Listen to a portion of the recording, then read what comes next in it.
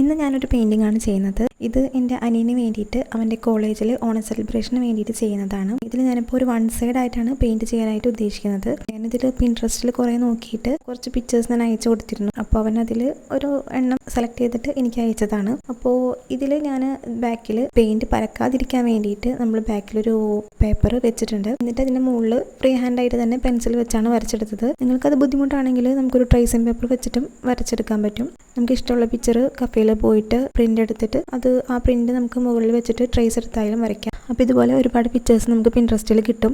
അപ്പോൾ ഇഷ്ടമുള്ള പിക്ചർ എടുത്തു കഴിഞ്ഞാൽ നമുക്ക് ഓണത്തിന് സെലിബ്രേഷനായിട്ട് ഇഷ്ടപ്പെട്ട രീതിയിൽ ഔട്ട്ഫിറ്റുകൾ നമുക്ക് ഡിസൈൻ ചെയ്തെടുക്കാൻ പറ്റും. അപ്പോൾ ഇത് അനിയന് വേണ്ടി ചെയ്യുന്നൊരു വർക്കാണ്. അവനിപ്പോൾ കോളേജിൽ ഫസ്റ്റ് ഇയർ ആയിട്ടാണ് ജോയിൻ ചെയ്തിട്ടുള്ളത്. അപ്പോൾ ആദ്യത്തെ ഓണ സെലിബ്രേഷനാണ്. അപ്പോൾ കുറച്ച് കളറാവട്ടെ എന്ന് വിചാരിച്ചിട്ടാണ് ചെയ്യുന്നത്. എന്താവും എന്നറിയില്ല. അപ്പോൾ 1 സൈഡ് ആയിട്ടുള്ള ഒരു ഡിസൈനാണ് അവൻ തിരഞ്ഞെടുത്തത്.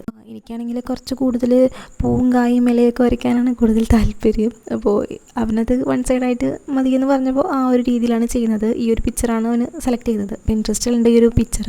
ഞാനപ്പോൾ സൈഡിലായിട്ട് അതിൻ്റെ ഒരു പിക്ചർ കൊടുക്കാം.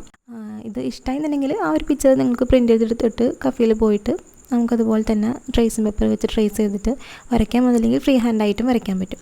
ഇതിപ്പോൾ ഞാൻ ഷർട്ടിൽ വരയ്ക്കുന്നു. നിങ്ങൾക്ക് ചുരിദാറിലായാലും സാരിയിലായാലും ഒക്കെ ചെയ്തിട്ട് വരയ്ക്കാം. അപ്പോൾ എല്ലാവരും ഈ ഓണത്തിന് സ്വന്തമായിട്ട് ഡ്രസ്സുകൾ ഡിസൈൻ ചെയ്യുക. ഡിസൈൻ ഇല്ലാത്ത ഭാഗങ്ങളിൽ നമുക്ക് ഇങ്ങനെ ഫാബ്രിക് പെയിൻറ്റ് വെച്ചും സെറ്റ് ചെയ്യാൻ പറ്റും.